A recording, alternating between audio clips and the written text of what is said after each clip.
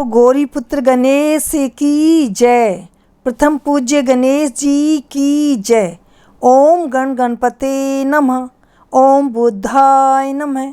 ओम वक्रतुंडाय नमः। भक्तों, आज हम गणेश जी की कहानी सुनेंगे। तो आइए सुनते हैं प्रथम पूज्य गणेश जी की कहानी। भगवान श्री गणेश से जुड़ी एक कहानी के अनुसार एक बार गणेश जी पृथ्वी पर भ्रमण करने आए। उन्होंने एक किसान के खेत से अनाज के बारे दाने लिए और उन्हें मुंह में डाल लिया। ऐसा करने के बाद गणेश जी ने सोचा कि मैंने किसान का अनाज खाया है, इस तरह से मैं इसका कर्जदार हो गया हूँ। इस कर्ज को उतारने के लिए गणेश जी उस किसान के नौकर बनकर उसकी सेवा करने लगे। एक दिन किसान की पत्नी राख से हाथ धो रही थी, तभी गणेश जी ने उसके हाथ से राख छीन ली और उसे मिट्टी से हाथ धोने की सलाह दी। इस पर किसान की पत्नी बहुत नाराज़ हुई। उसने किसान से गणेश जी की शिकायत करते हुए कहा कि इस नए लड़के ने मेरा हाथ मरोड़ा है, इसे घर से निकाल दो।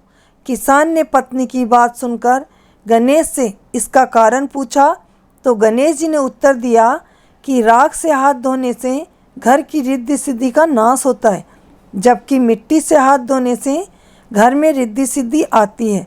गणेश की यह बात किसान को सही लगी। उसने उन्हें घर से नहीं निकाला। दिन गुजरते गए। एक दिन सभी कुंभ के मेले में जा रहे थे। तब किसान ने गणेश जी को कहा कि मेरी पत्नी को कुंभ का मेला दिखाकर लाओ और वहाँ स्नान भी करवा लाना। गणेश जी किसान की आज्ञा से चल पड़े। वहाँ पहुँचकर किसान की पत्नी किनारे पर बैठकर नहाने लगी। तभी गणेश जी ने उसका हाथ पकड़ा और उसको पानी के भीतर ले जाकर नहलाकर बाहर निकाल लाए। उनका यह व्यवहार किसान पत्नी को अच्छा नहीं लगा। उसने फिर गणेश जी की शिकायत करी। तब किसान ने फिर गणेश जी से इसका कारण पूछा तो गणेश जी ने कहा कि किनारे नहाने से उत्तम फल नहीं मिलता, इसलिए मैंने इन्हें भीतर डुबकी दिलाकर लाया हूँ। ऐसा करने से अगले जन्म में ये रानी और आप राजा बनोगे। किसान ने फिर गणेश जी की समझदारी की तारीफ की और उन्हें घर से नहीं निकाला। एक दिन किसान हवन कर रहा था तो उसने गणेश जी से कहा कि जाकर मेरी पत्नी को बुला लाओ। गणेश जी जब उसे बुलाने गए तो वह काले वस्त्र पहनकर बैठी थी।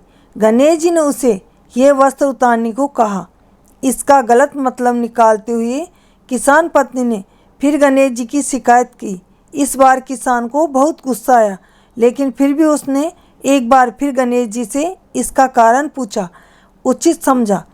तब गणेश जी ने बताया कि काले वस्त्र पहनकर पूजा करना उचित नहीं है। इस बार भी किसान ने गणेश जी के ज्ञान और बुद्धि से प्रभावित होकर उन्हें कुछ नहीं कहा।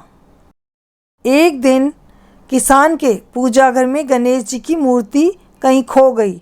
उसने गणेश जी से पूछा तो उन्होंने कहा कि मूर्ति की जगह मुझे बिठा दो, मैं तुम्हारी हर मनोकामना पूरी करूँगा। यह सुनकर किसान को गणेश जी पर बहुत गुस्सा आया। तब श्री गणेश अपने सच्चे स्वरूप में आए और किसान दंपति को दर्शन दिए। गणेश जी ने किसान के कर्जदार होने वाली बात भी बताई और उन्हें सदैव सुखी रहने का आशीर्वाद देकर अंतर्ध्यान हो गए। तब किसान और किसान की पत्नी को बहुत दुख हुआ और वह सोचने लगे कि हमने गणेश जी से कितना काम कराया और उनको भला बुरा भी कहा। तब गणेश जी ने उन्हें सपने में आकर कहा कि आपका इसमें कोई दोष नहीं है। मैंने आपके खेत से जो अनाज चुराया था, मैं उसी का कर्ज उतारने आया था, तो आप लोग इस चीज़ का पछतावा नहीं करें। और उन्हें आशीर्वाद देकर अंतर्ध्यान हो गए। बोलो गजानन जी गणेश जी की जय। गौरी पुत्र गणेश की जय। भक्तों, आपको ये कथा कैसी लगी कमेंट में जय गणेश ज़रूर लिखें। चैनल को लाइक करें, सब्सक्राइब करें।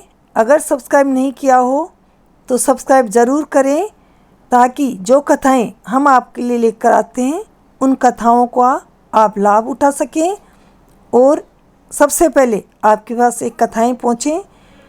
राधे राधे, जय श्री कृष्णा।